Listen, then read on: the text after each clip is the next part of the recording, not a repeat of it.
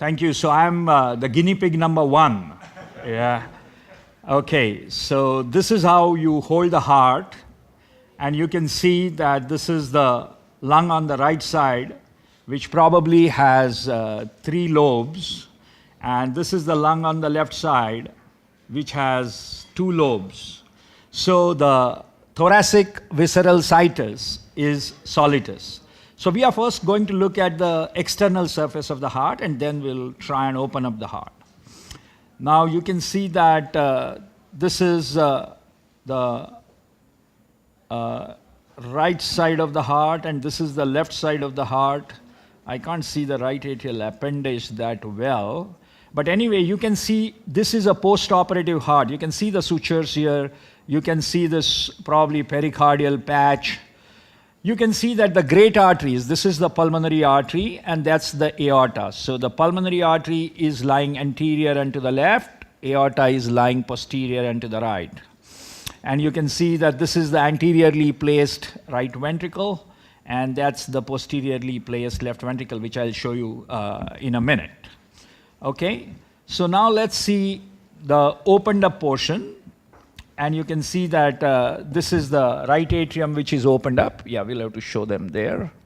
Okay, can you see that? Okay, so this probably is the suture that they have taken here, and that's probably the PFO or maybe a small ASD directly closed. This is the tricuspid valve annulus here, and that's the tricuspid valve you can see here. Maybe, I'm not sure whether this is the opening of the coronary sinus. Which one? Here? Here, okay, I'm so sorry. So this is the opening of the coronary sinus. Now you see this opened up right ventricle, and you look at the wall of the right ventricle. If you have seen the normal wall of the right ventricle, this is certainly thickened right ventricle. So this is an effect of right ventricular hypertension, either because of pulmonary stenosis or because of pulmonary hypertension. But this is definitely a thickened wall. Now you see here, and that's the characteristic ventricular septal defect. Can you see that? This defect is lying between the antero-superior limb and the postero-inferior limb of the trabecular septum marginalis. Probably the patch in this particular region has been removed. Am I right? That the patch was there and it has been removed, because I can see one suture here. And if you see here, this is the right ventricular outflow tract, which has been augmented with this patch, which is extending right up to the pulmonary artery branches. You can see this is a long transannular patch going across the right ventricular outflow tract almost into the pulmonary arteries. Now let's come to the left side of the heart, and you can see here.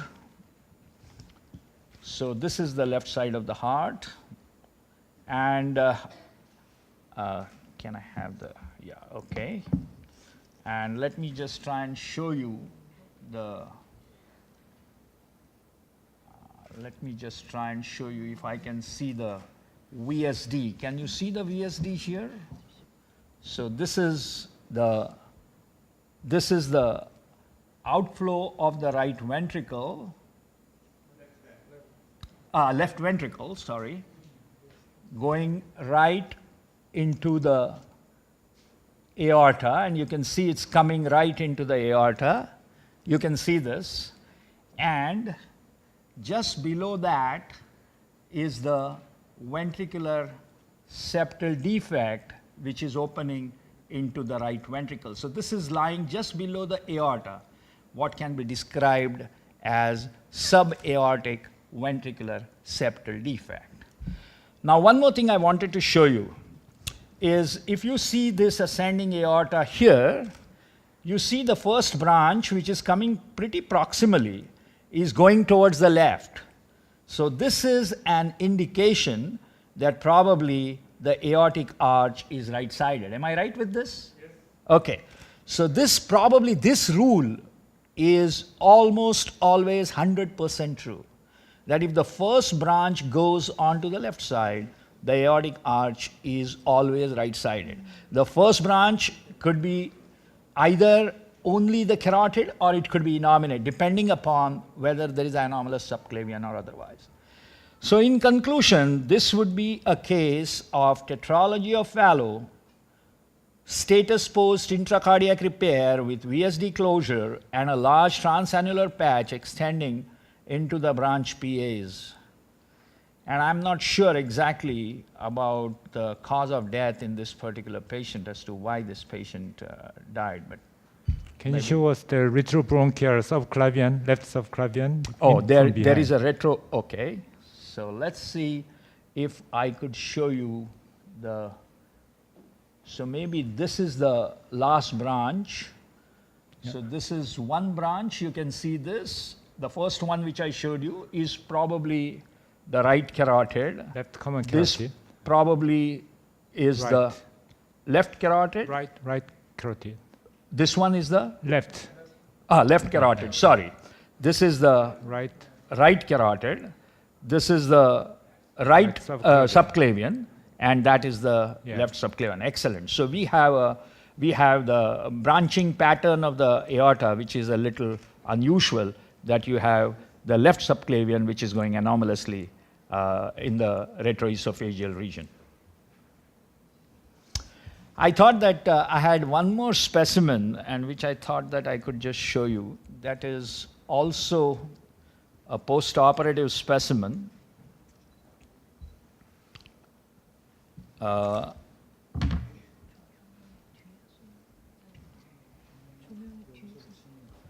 So this is another specimen which you can see from in front, and this specimen shows the right atrial appendage here. You can see this is the right ventricle, that's the left ventricle, and you can see this as the aorta.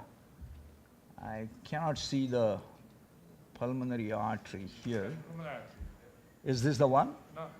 No, I can't see it. Yes. Okay, so this is the pulmonary artery here, and maybe this is the distal end of the pulmonary artery.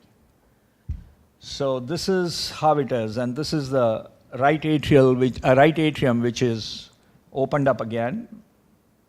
You can see here there is a large patch here, probably for closing the atrial septal defect. And that's the right ventricular inflow, which we'll see from the other side. Yeah. So this is the right ventricle again opened up, and you can see that the aorta is fully arising from the right ventricle. And here again, you can see that there is a large non-restrictive ventricular septal defect here. And as I said, that this ventricular septal defect, this position, almost always remains constant, whether you are dealing with tetralogy of Fallow, double outlet right ventricle, or whether you are dealing with many of the conoventricular VSDs associated with transposition. It will always remain between the two limbs of the trabeculoseptomarginalis. So this is a large ventricular septal defect. And again, as in previous case, you can look at the wall of the right ventricle. It is significantly hypertrophied. What I don't see is the origin of the other outflow. I can't see where the other outflow is arising from. So probably I'll have to go onto the left side. This is the left side of the heart. And you can see this is the left ventricular cavity. And that probably is the ventricular septal defect. This is the pulmonary artery, is it? So I'm not sure what this is. This looks like the outflow from the left ventricle. So this is the mitral valve. You can see this. The outflow, and whether this was something like a double outlet, but I can't see the outflow coming from here as well. So can you help me with this? I don't know what this is. This is the aortic outflow. I can't see the pulmonary outflow coming either from the LV or from the RV. So you will have to help me with this. Yeah. Yeah, it's really difficult to make the story of this specimen without knowing the story of operation. Originally, the surgeon tried to make a biventricular repair so that the left ventricular outflow can be produced from left ventricle through VSD to aorta to make an intracardiac baffle to cover this area, and widening of VSD to make some resection of muscle specimen here. But as you can see, the VSD is large, but not large enough to make a connection as a subaortic outflow tract. So if although we could remove this part, it is still smaller than aortic orifice. So, and also this is a pulmonary valve, and this is subpulmonary endocardial muscle reach to develop subpulmonary stenosis. So before operation, this case was could survive because there is a subpulmonary stenosis and mild to decrease the pulmonary blood flow and increase the aortic blood flow from left ventricle. So he could grow like this. So it's, although his age is probably somewhere, age is about one and a half years, something like that. And so surgeon tried to make a biventricular repair, but because the VSD is too small to make a left ventricular outflow, he gave up to make a biventricular. But now he changed the strategy to make a univentricular repair by closing this pulmonary artery connection, this connection, and make a Fontan type operation so that SVC is connected to right pulmonary artery. This is SVC connected to right pulmonary artery to make a Fontan circulation. So it's very challenging. And I think the pulmonary artery is connected to the left ventricle here. Challenging for surgeon, but also for Okay. And then I'll have the last heart. This is the last heart that I will present, and then maybe somebody else can take over. So this is this is how you hold the heart anatomically, and you can see that there is a right atrial appendage on the right side here, and there is a left atrial appendage here, probably here. Now, if you see the external surface, this is a classical lie of the great arteries. You can see that the pulmonary artery is anterior and to the left, and the aorta is posterior and to the right. And if you see here, the pulmonary artery seems to be quite dilated. You see this. So let's see from within how it looks. So this is the right atrium opened up. And you can see that this is the fossa, probably this is the limbus of the fossa, and that's the floor which is showing a defect here. And that's the tricuspid valve. And you can see that this is the right ventricle, which shows severe hypertrophy. Both, you can see here also, this is the free wall, which is significantly hypertrophied. And you can see that the right ventricle shows significant hypertrophy. Now let's look at the hole from within. Yeah, okay, and you can see here, this is the ventricular septal defect once again.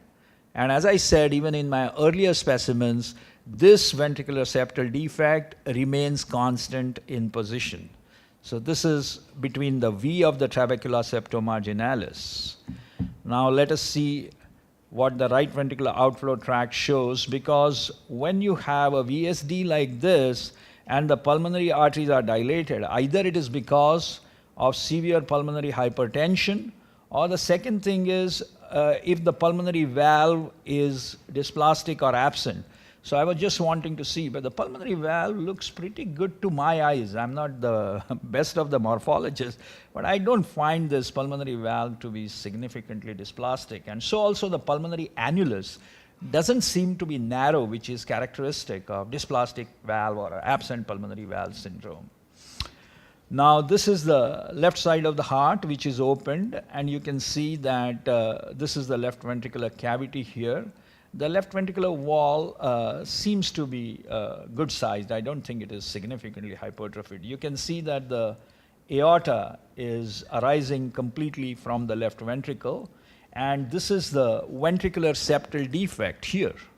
So this ventricular septal defect lies just underneath the aortic valve, so can be considered as subaortic.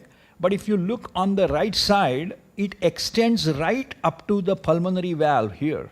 So I'm not sure whether this is this is a subarterial VSD, which is producing severe pulmonary hypertension. And maybe that this VSD was closed, and subsequently, because of pulmonary hypertension, there were issues in the postoperative period. So I'm not too sure, because this is a little older child. So maybe the pulmonary vascular disease was irreversible or whatever, which might have resulted into the demise. So that's as far as I'm concerned. Thank you very much.